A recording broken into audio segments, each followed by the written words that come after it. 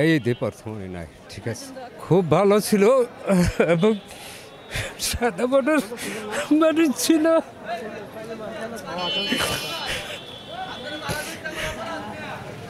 কেমন আছেন? আচ্ছা, আল্লাহ পাক রাখছে ভালো। এখন তো শেষ রমজান, আপনার বিক্রি কেমন হয়? বেচা কিনা এই তো দেখতেছেন, গাটাগাটি কইরা এই নামাজের পরে মনে হয় 1,000-2,1 টাকা বেচছি। 2,000 হবে না, 1,000 আরেক কাস্টমারে যে দেখাইলাম আর লয়ে রাখলাম। এই বেচা কিনা দিয়ে ফ্যামিলির জন্য এবার ঈদ শপিং করতে পেরেছেন? এখন আমার যে এই বেচা কেনার উপরে আমার ফ্যামিলির কেনাকাটা চলবে না, কারণ আমার আরও ছেলেরা আছে, ওরা কাজ করে, একজন গাড়ি চালায়, আমি এখানে চাকরি করি, এখানে আমার প্রতিষ্ঠান না। আমি 600 টাকা হাজিরা পাই আর ইফতার খাই, এই বুঝছেন তো, ওই মিলে জিলে আর কি চলি। কিন্তু এই দোকান যার, সে আবার ফ্যামিলি নিয়ে আছে, আবার তার কারখানা আছে, মিলে জিলে চলে। তারপরে এই বছর বেচা কিনা কম, অনেক কম। এখন তাদের জন্য কিছু কেনাকাটা করবেন না? অবশ্যই কেনাকাটা তো করবো, ওটা ছেলেরা কেনাকাটা করবো, আমি করি না। আপনার নিজের জন্য কিছু কিনবেন না? নিজের জন্য মনে করেন একটা পাঞ্জাবি কিনবো, আর এক জোড়া স্যান্ডেল কিনবো, টুপি একটা কিনে রাখছি 50 টাকা দিয়ে, 100 টাকা একটা গেঞ্জি কিনবো, বা শেষ।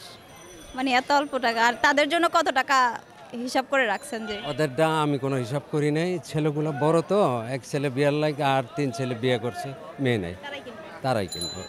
আর আপনার চাচি তো এই 8-9 দিন হয় মারা গেল, সুরাত দিতে ছিল, স্ট্রোক করছিল, তা ওখানে মারা গেছে। ওনার কথা আপনার মনে পড়ে না যে এই ঈদে উনি থাকবে না? অবশ্যই। এই যে এখন আমি আছি, মনে করেন যে সঙ্গের সাথে হারাম আদা মরা হইয়া, একটা আছে না জীবিত মরা, ওরকম মনে করেন আর কি। আপনি তো ওই কথা বলেন, আপনি তো বুঝেন যে বয়স তার খুব একটা হয় নাই, 55 বছর বয়স হয়ে গেল, বুঝছেন। আর এখন তো আমার এরকম আশা নাই যে আমি আবার বিয়ে করব, সেটাও নাই। যাক, আল্লাহ পাক যা করে ভালোর জন্যই করে। প্রত্যেক ঈদে উনি থাকবে, এই ঈদে আপনার প্রথম উনি নাই? এই ঈদে প্রথম উনি নাই, ঠিক আছে। হ্যাঁ, আপনারা দোয়া করবেন, আমি তো দোয়া অবশ্যই করি, প্রতি ওক্তে নামাজে আমি দোয়া করি, বুঝছেন। খুব ভালো ছিল, খুব ভালো ছিল এবং সাদা বর্ডার মানুষ ছিল।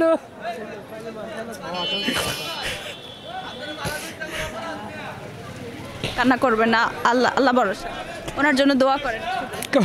ওনার জন্য তো দোয়া থাকবেই, আজকে নামাজ শেষে দোয়া করছি, ইনশাআল্লাহ ভরপুর, আল্লাহর রহমত, কোনো কমতি নাই।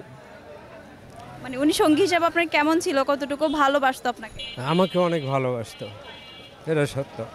কেন আমি না থাকলে ওই সর্বক্ষণ চিন্তা করতো, ওই ছেলেদেরকে জিগেল, তোর আব্বা আসে না কেন, তোর আব্বা গেল কোথায়, কিছু হইল নাকি, ফোন দে, খবর নে, এরকমই খুব মহব্বত ছিল।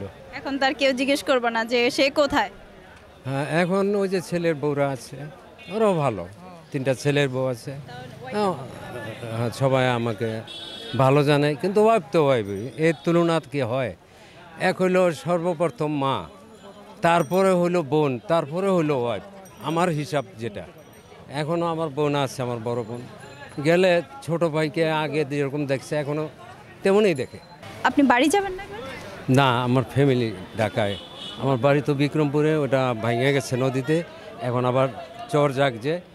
আবার আমার শ্বশুর বাড়ির থেকে আমি কিছু জায়গা পাইছি, ওটাকে বরট করে আবার ছেলেরা ঘর উঠাইতেছে, এখনও উঠায় নাই, উঠাইতেছে, ওটা আরও বছরখানেক লাগবো কমপ্লিট করতে। তার মানে এখানেই থাকবেন এবার? ঈদ ঈদ এখানে, হ্যাঁ। ঈদ মনে করেন আজকে 14-15 বছর ধরে ঢাকাই করি।